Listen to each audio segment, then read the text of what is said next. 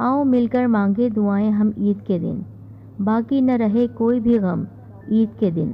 ہر آنگن میں خوشیوں بھرا سورج اترے، ہر آنگن میں خوشیوں بھرا سورج اترے، اور چمکتا رہے ہر آنگن عید کے دن۔ السلام علیکم۔ اپنوں کے بیچ عید منانے کا ایک الگ ہی انداز ہے۔ ہم اپنوں کے پیار کو ٹھکرا کر ان سے دور ہونا چاہتے ہیں۔ یہی سب سے بڑی غلطی اس لڑکے نے بھی کی۔ آئیے مل کر یہ سچ بیانی سنتے ہیں، اور آپ سب کو سیدہ وائس کی پوری ٹیم کی جانب سے عید کی بہت بہت مبارکباد۔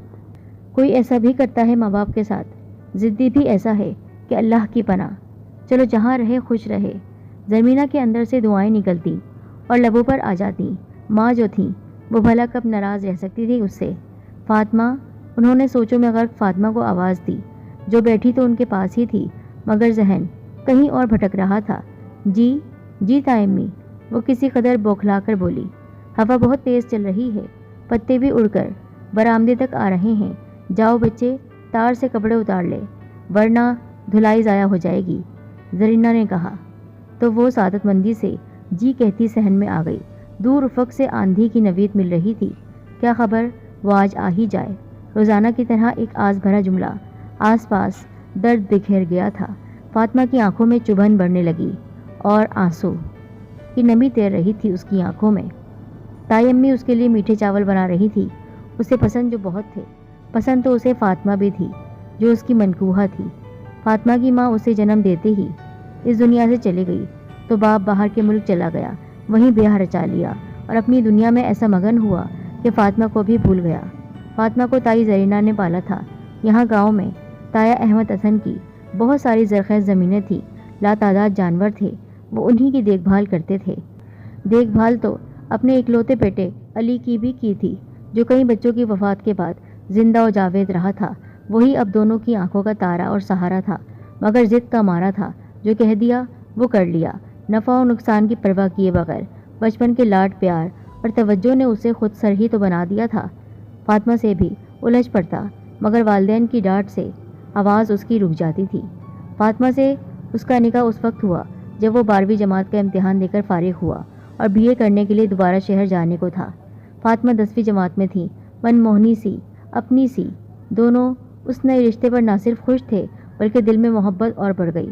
تایا تائی کی محبت اور ضدی اور اکھڑ مزاج مگر اونچا لمبا ڈیل ڈول والا علی دل کا مکین بن گیا تھا۔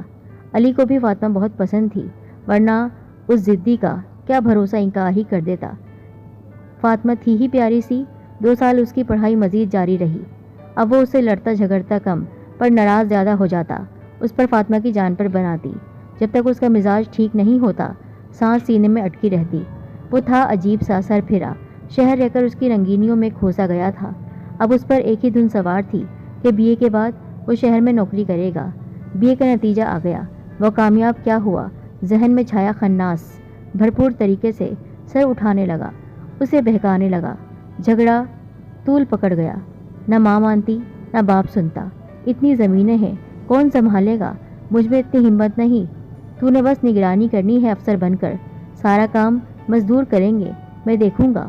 میرا ساتھ دے بیٹا، ہمارا ساتھ دے بیٹا، ہمارا کوئی نہیں ہے تیرے سوا، اب تک تیرے آسرے پر بیٹھا ہوا تھا۔ تایا جی کی کوئی بات اس کے پلے نہیں پڑی۔ ماں نے الگ دماغ کھپایا، اور ہے کون جو یہ سب نگرانی کرے سنبھالے؟ تیرے باپ میں اب ہمت نہیں رہی، تو ہمارا اکلوتا سہارا ہے، کچھ خیال کر، زرینہ نے پیار سے ڈانٹ کر کہا۔ ہر طرح سے سمجھایا مگر اس کے کانوں میں جوں تک نہیں رینگی۔ تب ان کی لمبی تقریر پر وہ کھول کر بولا، اتنا پڑھ کر اب مٹی مٹی ہو جاؤں، جانوروں کو سنبھالوں، پاگل ہو گیا ہوں میں؟ غصے سے بک کر رہا تھا۔ کتنا پڑھا ہے تو نے جو کمشنر لگے گا؟ باپ کی بات پر وہ کھسیا کر ادھر ادھر دیکھنے لگا۔ بس فیصلہ کر دیا ہے، شہر جا کر نوکری ڈھونڈوں گا، اس کا آخری اور حتمی فیصلہ۔ سب کے دلوں کو دکھی کر گیا۔ مان جاؤ نا علی سب کی بات۔ آخر میں فاطمہ نے اپنا حربہ آزمایا، تم تو استانی نہ ہی بنو، بڑی آئی سمجھانے والی۔ وہ اس پر بھی برس اٹھا، زور تو اس پر ہی چلتا تھا اس کا۔ میں نے فیصلہ کر لیا ہے، میں کل ہی شہر جاؤں گا اور تب تک واپس نہیں آؤں گا جب تک نوکری نہ مل جائے۔ رات کے کھانے میں اس نے سب کے دلوں کو دہلا دیا۔ زرینہ اس کی ہٹ دھرمی پر حیرت زدہ رہ گئی۔ احمد حسن مایوس ہو کر سر جھکا کر رہ گئے اور فاطمہ دل پر ہاتھ رکھ کر اس کی جدائی جان لیوا محسوس کرنے لگی۔ کتنا بہس انسان ہے یہ، اس کے سینے میں دل نہیں پتھر ہے۔ رات بے چینیوں کی نظر ہو گئی۔ کوئی معجزہ ہی ہوتا اگر وہ اپنا فیصلہ بدل لیتا۔ فاطمہ کو اس پر شدید غصہ آ رہا تھا۔ کسی رشتے کا پاس نہیں رکھا، اس نے کسی رشتے کو نہیں سمجھا، کسی کی خوشی کا احساس نہیں ہے اسے۔ صبح اس نے بیگ میں 4 جوڑے اور ضرورت کی کچھ چیزیں رکھیں، بٹوے میں پیسے ڈالے اور کمرے سے باہر آ گیا۔ احمد حسن اسے ناشتے کے لیے پکار رہے تھے۔ گھر میں عجیب سوگوار خاموشی رچی ہوئی تھی۔ زرینہ نے اسے غور سے دیکھا۔ وہ بالکل خاموش تھی، ناراض بھی تھی اور اداس بھی۔ ناشتہ کر کے وہ سب کو مشترکہ سلام کرتے ہوئے بیگ اٹھا کر باہر نکل گیا۔ تب زرینہ اور فاطمہ کی آنکھوں سے سمندر ابل پڑے، لیکن وہ اس کو روک نہیں پا رہی تھی۔ کیسے روک سکتی تھی؟ اس نے فیصلہ جو کر لیا تھا جانے کا۔ احمد حسن نے ایک ٹھنڈی سانس بھری اور کمرے میں آ گئے۔ جذباتی فیصلہ، نہ کوئی منزل تھی نہ کوئی راستہ۔ جیسے ہی گھر سے باہر کھلی فضا میں گہرا سانس لیا، سامنے ہی ہری بھری فصلیں تھیں، سکون آمیز خاموشی، مسکراتی ہوا۔ جانے کیا ہوا اسے؟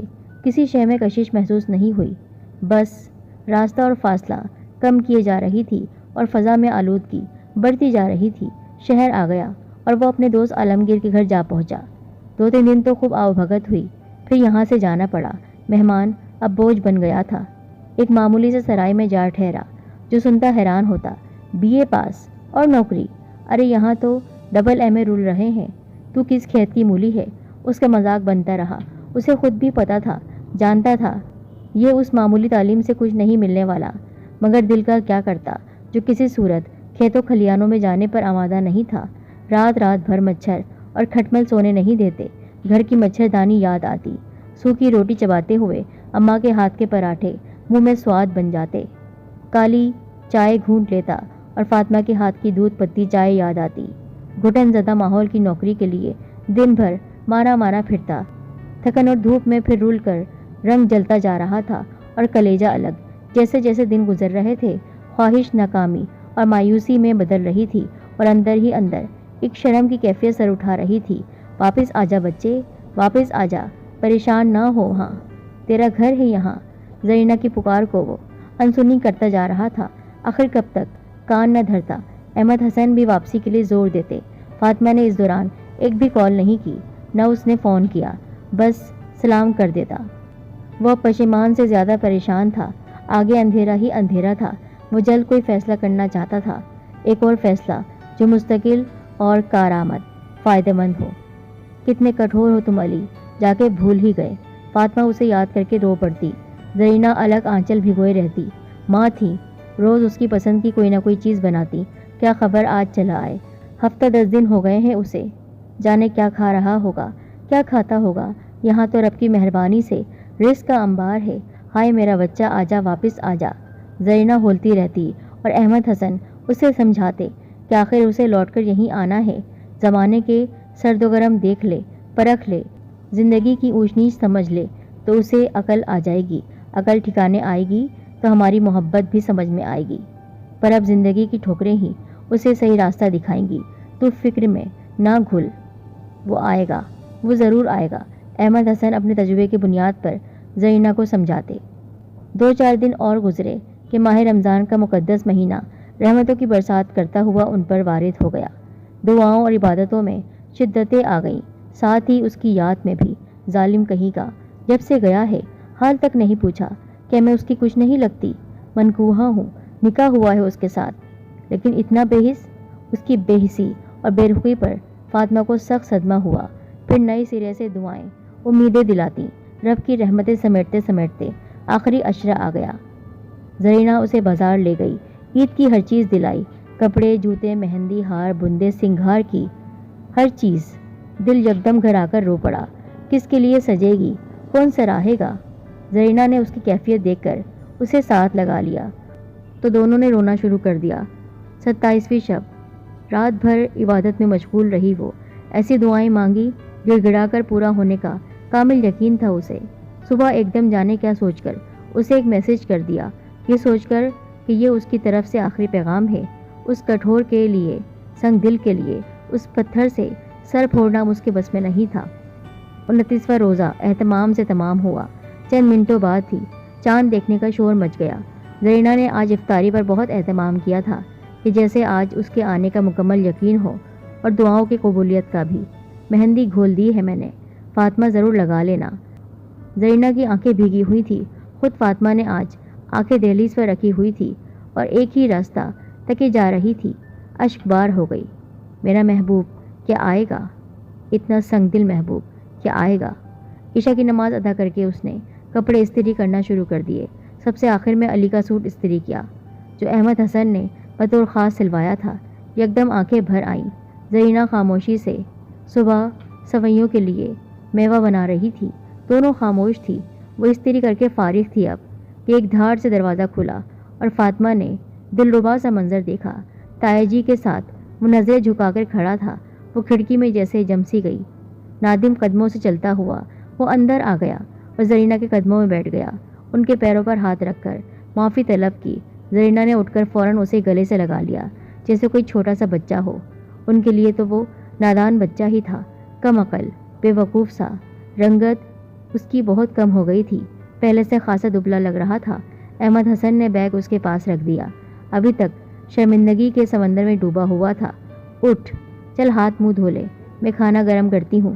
کتنا سا منہ نکل آیا ہے میرے بیٹے کا۔ زرینہ نے اس کا ہاتھ تھام کر تشویش سے بولا۔ سارے دکھ، غصہ ہوا بن کر اڑ گئے اس کے آتے ہی۔ اب آ گیا ہے نا، خوب کھلا پلا کر اسے موٹا کر دینا۔ میں ذرا بھائی خورشید سے مل لوں، باہر ہی کھڑا ہے۔ احمد حسن بولتے بولتے مسکراتے ہوئے باہر چلے گئے۔ ندامتوں کا بوجھ لیے وہ ادھر ادھر دیکھ رہا تھا۔ فاطمہ اپنے کمرے میں ہے، جا اس سے مل لے، بہت رلایا ہے تو نے اس کو، پورے رمضان کے مہینے روتی رہی ہے وہ، اب عید کی خوشیاں دے دے اسے۔ زرینہ نے کہا تو وہ بیگ اٹھا کر اس کے کمرے میں آ گیا۔ وہ رخ موڑے ایک انداز میں چپ چپ سی بیٹھی ہوئی تھی، پر وہ رو رہی تھی۔ اپنی دعاؤں کے قبول ہونے پر دل ہی دل میں رب کی شکر گزار تھی وہ۔ کھنکار کر اس نے اپنی آمد کی اطلاع دی۔ وہ ٹس سے مس نہ ہوئی، بت بنی کھڑی رہی۔ ناراض ہونا؟ دھیمی آواز اس کے قریب سے ابھری۔ وہ اسی طرح کھڑی رہی۔ دیکھو تو ذرا ادھر، خود ہی تو بلایا ہے، اب منہ پھلا کے کھڑی ہو۔ علی اس کو پیار سے دیکھ رہا تھا۔ یہ دیکھو، کیا ہے یہ کہتے ہوئے اس نے جیب سے موبائل نکالا۔ پڑھو اپنا میسج، یہی بھیجا تھا نا، دن ہمارا بھی عید کا حسین ہو جائے، اسے کہنا کہ چاند رات ہی لوٹ آئے۔ شرارتی انداز میں وہ اس کا بھیجا ہوا شعر پڑھتا اسے دیکھتا رہا جس کے چہرے پر گلاب بکھر رہے تھے۔ اچانک اس نے چہرہ ہاتھوں میں چھپا لیا۔ تب علی نے دھیرے سے اس کے چہرے سے ہاتھ ہٹایا اور تھام کر سرگوشی میں بولا، چاند رات مبارک ہو، آ گیا ہوں لوٹ کر ہمیشہ ہمیشہ کے لیے، اب کبھی نہیں جاؤں گا۔ یہ لو، بیگ سے چوڑیاں نکال کر اسے تھمائی۔ رنگ برنگی لال، پیلی، ہری، چمکدار محبت کی پھوار کرتی چوڑیاں جو ان کے لیے خوشیوں کا در کھول رہی تھی، نوید لے کر آ رہی تھی خوشیوں کی راہوں میں خوشیوں اور محبتوں کے پھول کھلائے۔ آ جاؤ علی، کھانا تیار ہے۔